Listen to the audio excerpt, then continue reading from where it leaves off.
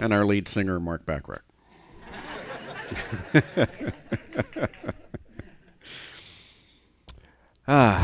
Well, last month we talked about some developmental models and we looked at some structural kinds of ways of looking at spirituality and about our psychology.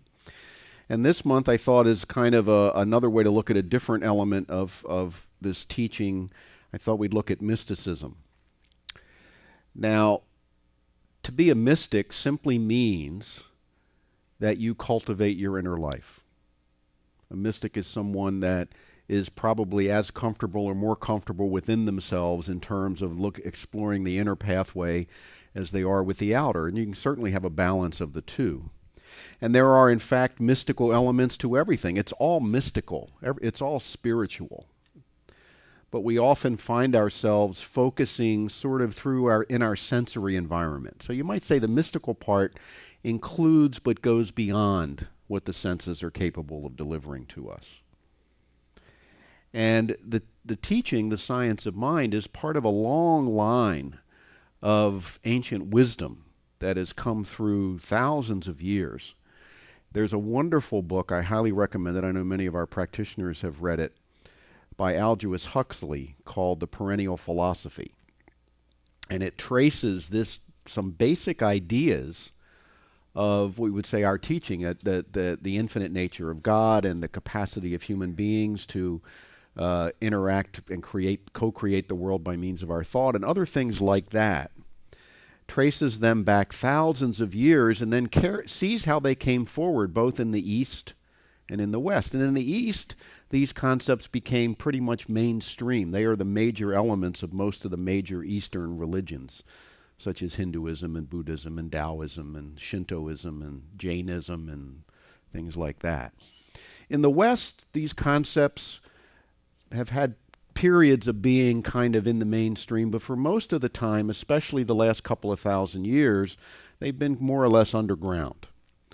The path begins in the Hermetic philosophy, which we'll be talking about today, and then it goes through a variety of different mystery schools and the Gnostic movements and so forth, and then up into the West in European times, through the Dark Ages, up into the Middle Ages. These concepts were carried forward primarily in the monasteries and the contemplative orders of Christianity. They were carried forward in mystical Judaism by studies of the Kabbalah and other such things, and they were carried forward in some of the organizations, the Masonic organizations and things like that. And they came across the Atlantic primarily in a couple of different ways, but one of the major ways was people like Emerson and some of the other transcendentalists went over to England and met with Samuel Coleridge, who had translated the Gitas and a couple of the other ancient Eastern texts into English for the first time, and they brought those texts back and studied them, and thus began the Transcendental movement in the U.S., and New Thought grew out of that. And here we are. So that's a 5-minute dissertation on the history of this kind of philosophy. So today I want to go back to the beginning. And this has to do with a little book called the Kybalion. We have some in the bookstore, and you can get them online. And the Kybalion is kind of an interesting book. It's based on the work of someone who is called Hermes Trismegistus. Now, it's believed that Hermes Trismegistus lived sometime between 2500 and 5000 BC in what later became Egypt. It wasn't known as Egypt yet. And out of what's called the Hermetic philosophy arose out of the teachings that supposedly of this man. There's not much known about him. And again, ancient Egypt, actually before it was what we would know as Egypt, 3,500, sometimes they go back 10,000. Most thinking is it wasn't that far back. Became the god Thoth in Egyptian lore, and that's what Thoth looks like. And he became the god Hermes in the Greek pantheon. Okay, and Hermes in the Roman pantheon is Mercury, the winged messenger. So Hermes, the idea of Hermes and the Hermetic philosophy played a big role in some of the major formative civilizations in the West. He said, the lips of wisdom are closed except to the ears of understanding. Now, it was very normal back in a long time ago, up through the biblical times and even into New Testament times, where teachings were only offered to those who were considered ready to hear them. And very few of these wisdom teachings were written down.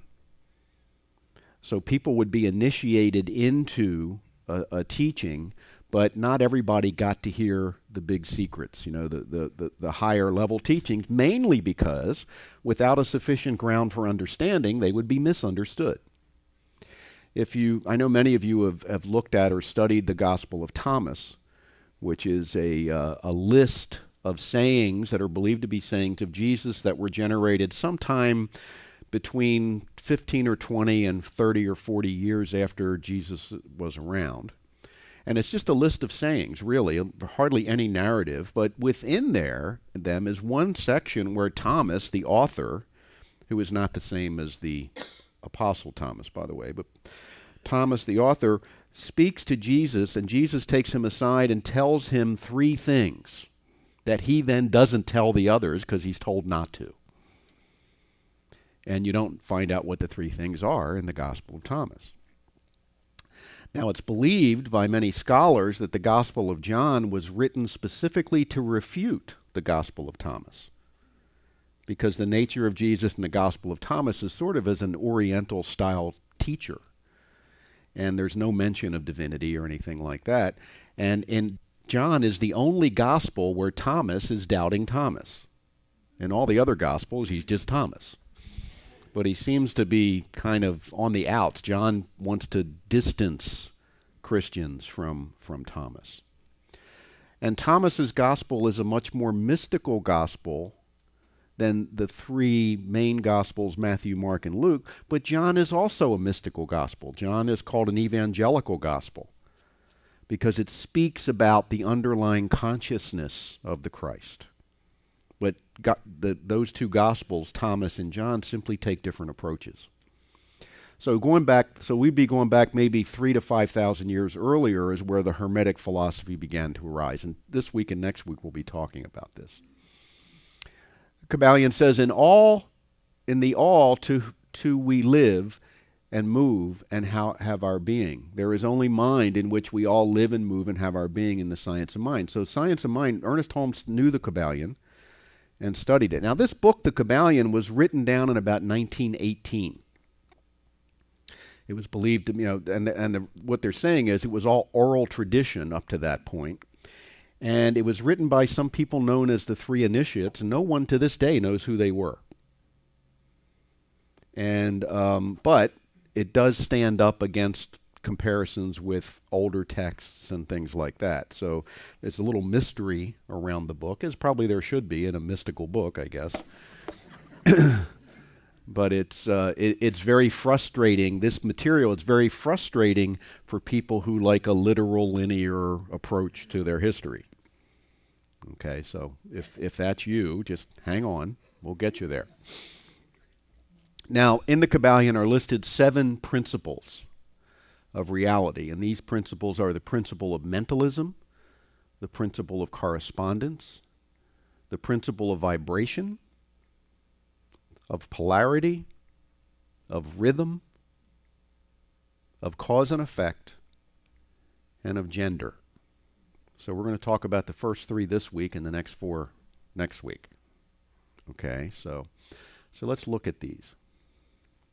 The principle of mentalism basically says that the all is mind, the universe is mental. Now again, you're going back a long time. But there is a recognition that there is a connection between what happens in our lives and the way we think about ourselves and the way we think about reality.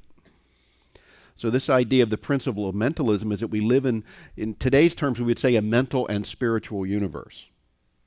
That with your mind, with the way that you think, You co-create your experience. Now I say co-create because you don't have everything you need to create your experience. You have to use energy, that energy we would call universal energy, life force or whatever, the thing that animates you.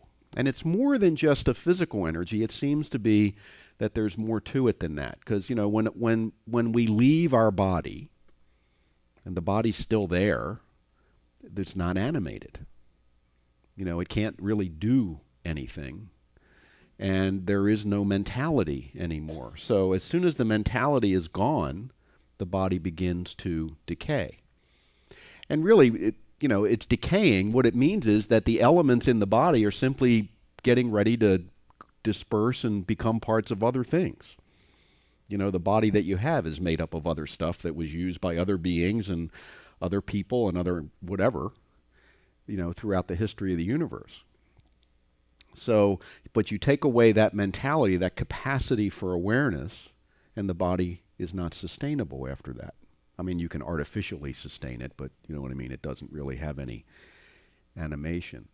So what we would talk about as mentalism would be that somehow our physical being is a device that takes out of this field of energy that's all around us, it takes it and it specializes it as your life experience. You're specializing as your life experience. I'm specializing as my life experience. And to the degree that we can understand one another, we can co-experience that life together. Now, the only way we can really understand each other, it said, is the fact that we can understand each other is probably proof that there's only one thing going on here. We're all so similar at some level that we can understand each other. And the closer you get to the surface, the less complete that understanding is. So we're co-creating our experience. Together, you might say together, we co-create this spiritual community with the people that are part of this, from those watching on live stream to people that visit the website, to people that come here, to people that have been here before. And there's that kind of a general sense that this is who we are. I mean, what is the Center for Spiritual Living Simi Valley if not a collection of people thinking about spirituality? We're not the building, we're not the equipment, we're not the office, we're not the parking lot, because that's just things that we use to exist as community. The same could be said of your family. Your family isn't really anything other than a collection of individuals who are held together in some kind of a mental construct. And if you want to change your experience of life, this is the key. If you want to change your experience of life, you have to understand that it is a mental universe, and you have to change your mentality. Now, for some reason, although this stuff is really old, it's not yet quite common wisdom, right? Have you noticed? Because you might notice, and you may have done it yourself once or twice, people continually looking outside themselves for what they desire. Everything from trying to find someone who will make you feel complete as a mate, which doesn't work in the way you think it would, to looking outside for how am I going to get ahead, how am I going to make money, how am I going to find friends, how am I going to whatever. And yet you probably also know people, and hopefully you are one of these people, that just seems to be able to find what they need and attract to them what they need without a whole lot of extraneous stuff. And that's because of a strong mentality. When you're clear about who you are, and you're clear about the nature of what we would call the creative process, which is thought becomes belief, belief then creates the attraction and the experience of life. As it said in the Bible, as a man thinketh in his heart, so is he. Thinking in your heart means belief, not just thinking in your head. Because you can think anything in your head, and it doesn't necessarily generate an immediate result. Only what you accept at the heart level as a belief actually becomes an active law, you might say, in your life. We were kidding around before with Andy and Margaret. We were just talking about, you can fool some of the people some of the time and some of the people all the time. And there's another great saying that says it's much more difficult, it's easier to fool someone than it is to convince them they've been fooled. Because once you accept something as true, it's really hard for someone else to kind of disabuse you of that belief. You ever notice? Okay. You ever met someone with, say, a different political belief set than you? You know, and you figure all I got to do is give them the facts, right? And they'll just turn on a dime, right? Doesn't work that way, does it? You know, if you have, maybe you've had some issues in the family where they didn't like some of the people you brought home as prospective mates. And you figure, well, I'll just tell them how nice he is, or she is, and that'll change their mind. Not necessarily, right? So once we have an accepted belief, it becomes a law of our life until we change it. And evidence doesn't always do the trick. I'm not sure there's a whole lot of people that believe in creationism that are changing their mind about that by watching Cosmos. You all know what Cosmos is, right? We're all okay. And in fact, there are many people that believe in creationism that are want to protest against the network for showing this fake scientific stuff, right? I remember a few years ago, maybe in the early 90s, a meteor hit Earth, and they pull it out, and they decided somehow that it was from Mars. I don't know how they figured that out. And they also said there was evidence that there might be microscopic life within this meteor, or evidence of it. Turned out there wasn't. Okay, but initially, it was believed that there might be some evidence of microbes fossilized in the meteor. And there was a particular minister who was very outspoken on the Christian right who said, if that's true, all of Christianity is wrong. Which is quite a statement, when you think about it, because in his construct, Christianity said, and Old Testament kind of does say this, that all life is on earth, that God's total focus was earth, and the rest of space is kind of extraneous, sort of like accessories for Earth. And all life is here. And that's a pretty strongly held belief system among some folks, right? So so evidence shows up that's contrary to that, you're going to finally all you have to say, I can't reconcile this evidence, if it is so, with what I believe. See? So I think that's evidence, if nothing else, that we live in a mental universe. Even if and the question is our mentality, is our belief system consistent with a larger reality, or is it inconsistent with a larger reality? It doesn't matter, because we'll follow it anyway. Simple examples. Does anyone ever have a misunderstanding? Anyone? Okay. What was going on with that? You believed something that wasn't so, or you misheard someone and you assumed that what you thought you heard was true. Do you ever get angry at somebody for something they said and find out they didn't say it? I remember one time when I was teaching at the police academy, I said something, I don't remember what it was, and it was actually a course on goal setting and things like that, and the class went to lunch and came back. I said, anything they want to share, anything in this recruit, happened to be a female recruit, raised her hand, says, I'm really upset at what you said before lunch. I said, what did I say? And she said something. She said something she thought I said. I said, no, that's not what I said. This is what I said. And she goes, oh no, you said what I heard. And I said to other people, I said to the whole class, did anyone else hear me say that? And everybody else said, no, we heard you say what you say you said. What I said. And she says, no, I know what I heard.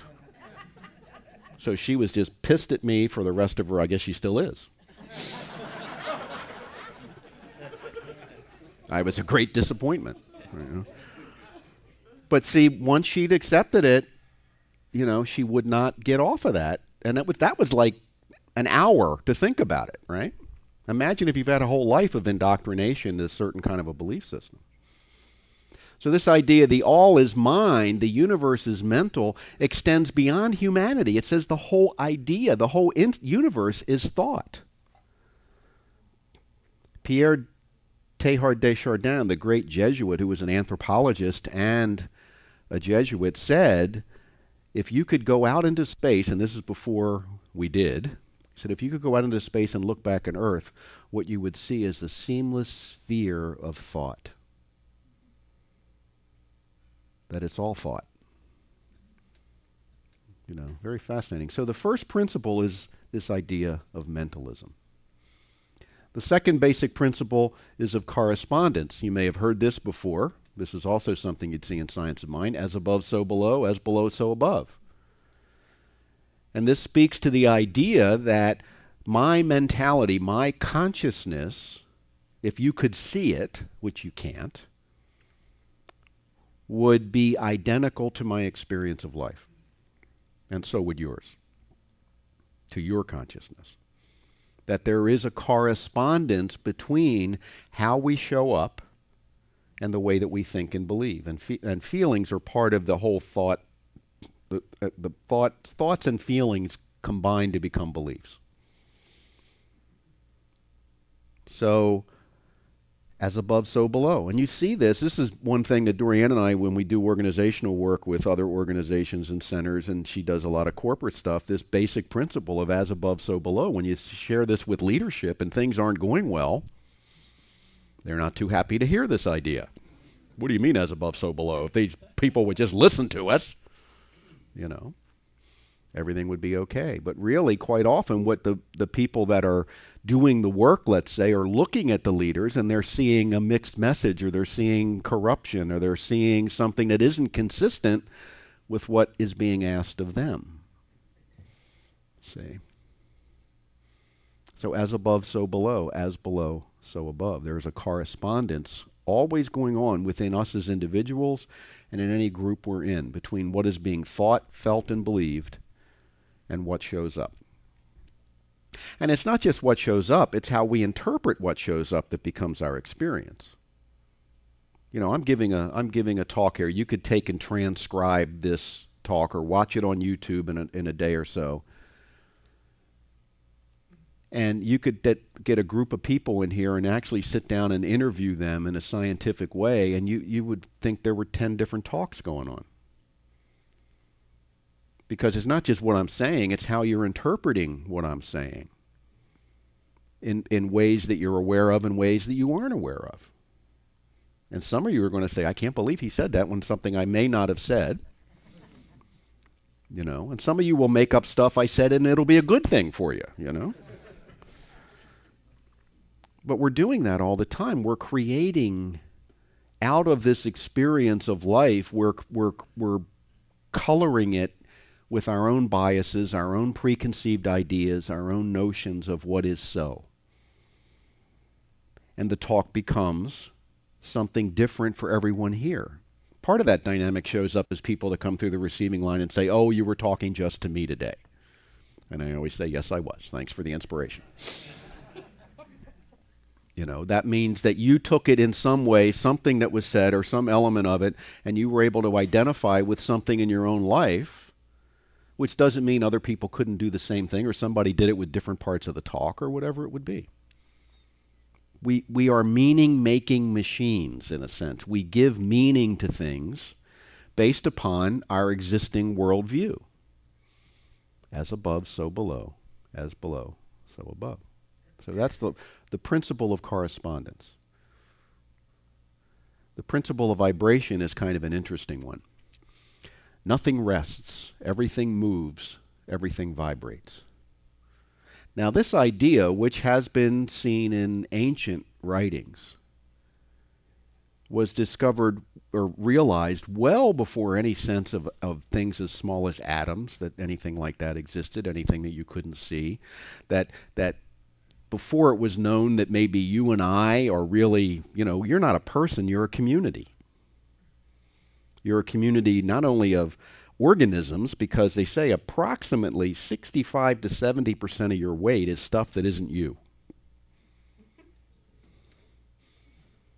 It's, you know, it's different things that live in each cell. Each cell has different organisms that are, you know, they're complementary to the functioning of the cell, but they're different individualized beings inside of each of your cells.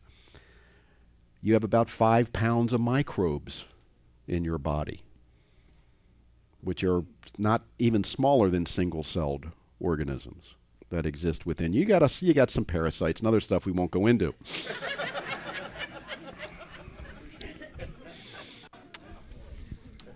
Some of them just along for the ride, But also, you go down to the subatomic level, to the atomic and subatomic level, and you're made up of atoms. It's like everything in the universe is made up of atoms, including the air. And these atoms are incredibly tiny. And the other thing that they didn't know about them then, that we know about them now, is that atoms are essentially mystical. They operate at a quantum way of being. Back when I was in school, many of you probably learned the same thing, that then he put up a picture of an atom. It looked like a little solar system, right? You had a solid nucleus and you had some solid electrons, and they would even trace their path for you around them. So that's what everybody, kind of NASA's logo looks like, that, right? It's an atom.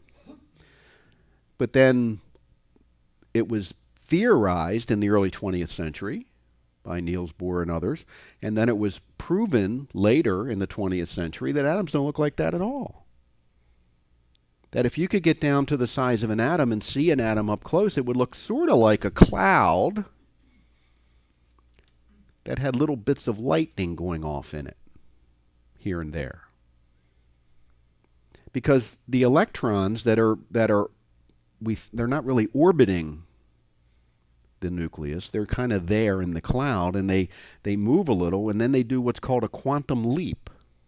And a quantum leap means it goes from one kind of an orbit to another, okay, but it doesn't go through the space in between. It pops out of existence, and then it pops back in. And if that's not weird enough, the nucleus does the same thing. The nucleus pops out of existence and pops back in. It's totally weird. Matter of fact, I think it was Niels Bohr who said, if you understand quantum physics, you don't understand it. Because it is so unlike the nature of reality that we've come to understand, which is discrete bodies and individuals and things that kind of sit there, right? But we're all made up.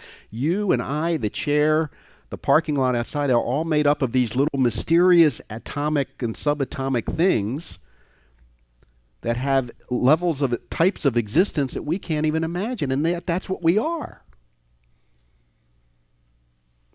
And most of us is space. If you were the size of an electron and you flew through your body, the next closest electron would be kind of equivalent to the Mars from Earth.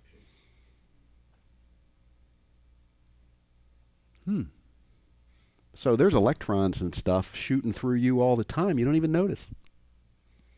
And some of them go through and they stick on an atom. Some of them just pass right through, and some of them are like gamma rays and photons and things like that just go right through you because there's so much space and they're so tiny. So what are we really? What is it that holds together this conglomeration of little tiny, teeny particles that don't behave in anything resembling a normal fashion as we understand normal? That pop in and out and don't go through the space in between, and yet there's some centralizing intelligence that is you and I that holds all these together in an organized way so that we can function as a being.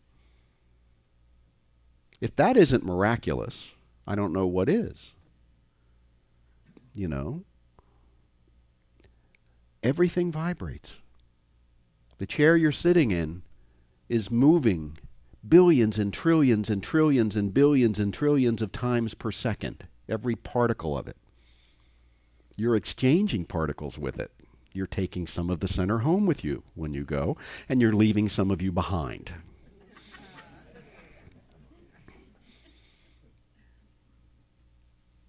In fact, we now know that most of us swap all of our particles in a matter of months. We're completely different particles than we were a year ago. Yet, you're still you. A little older. You know, apparently that particle swapping thing is affected by gravity. At least after about 35. Right? We go from centropic to entropic. And entropic means you are a dissipative structure, scientifically. A dissipative structure is something that as soon as you get it built up, it begins to fall apart. Your house is a dissipative structure too, by the way. So is your car. Right? And it takes maintenance to maintain a dissipative structure. Some people in LA are dedicated to maintaining their dissipative structures and working against that whole process, you know. Everything vibrates, everything's moving. So the mystical concept here is, what is the intelligence that's underlying and infusing all of this stuff? What is it? What is the part of you that knows you're you, but isn't really attached to or affected by what happens to you? You know, there's a part of you that, like, kind of, if you're feeling sick, part of you that knows you're sick, but it isn't sick. It's just knowing you are. There's a part of you when you're ecstatic that's knowing you're ecstatic, but it's just being what it is. It's sometimes called the conscious aware ego. We would call it the deep self. That is the intelligence that is you, but isn't bound up in you in a sense. And that's where we need to be in touch with if we want to facilitate healing. Because that's the part of you that has direct, you might say, direct contact with the universal mind, the mind with a capital M. Ernest Holmes said, you and I have access to all of mind, big mind, which is a euphemism for spirit or God, which is a euphemism for that which is eternal and that which is universal. That we are part of it and we have access to all of it. Somehow. Nobody could understand fully how that works, but somehow the same element within you that organizes all these particles into stuff that functions as a living organism also has the capacity to govern that organism and co-create with the energy itself the experience of being you. This is what the mystics focus on. This is what the mystics seek to experience, is that depth of being. One of the great mystical traditions is the Sufi tradition, which is the mystical branch of Islam. And if you've ever seen Sufi dancers, you know, the whirling dervishes, you ever seen them do that? It's really cool. And they just dance around and around in a circle until they've fallen down dizzy. And you might say, what are you trying to do there, Sufi? And a Sufi only wants to do one thing. They want to merge with the divine. So a Sufi will say, I want to merge. You know, you might say, merge with what? Merge with the universal, merge with God, merge with the light. Because that's what the mystic wants. The mystic wants to become one with, to realize the oneness that they believe in. Joseph Campbell says, society's role is to torture the mystic to death. His goal. The goal of the mystic is to leave form and go into the formless. The Buddha, when you become a Buddha, you disappear.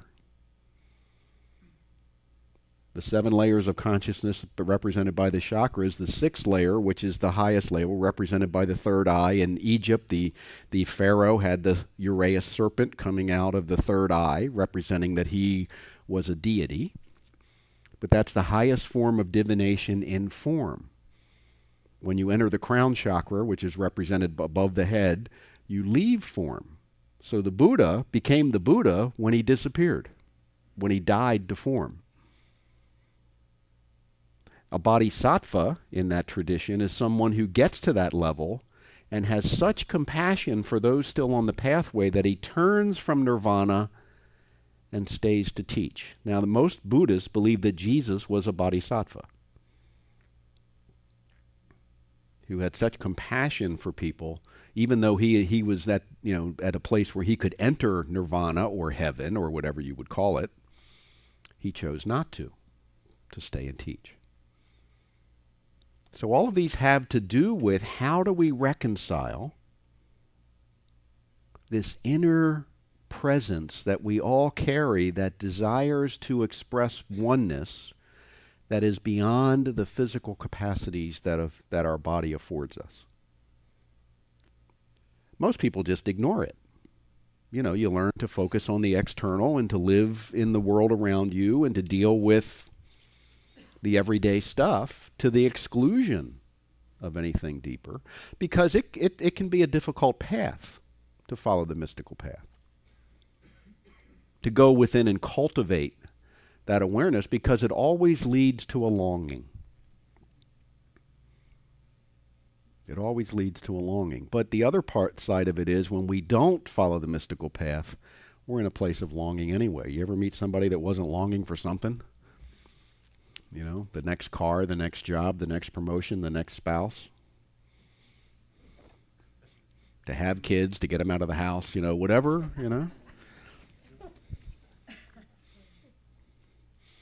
So the Kybalion is simply a way of looking at that. It's a way of breaking these 7 principles down, and next week we'll talk about the final 4. But to open ourselves more to that mystical path, and the only purpose of that is so you can make a choice. If you're informed about something, you can make a choice. Do I want to focus there, or do I want to focus here? The universe is fine either way. Your experience, however, will depend upon the choices you make. So we'll look at this more next week. Thank you, and namaste.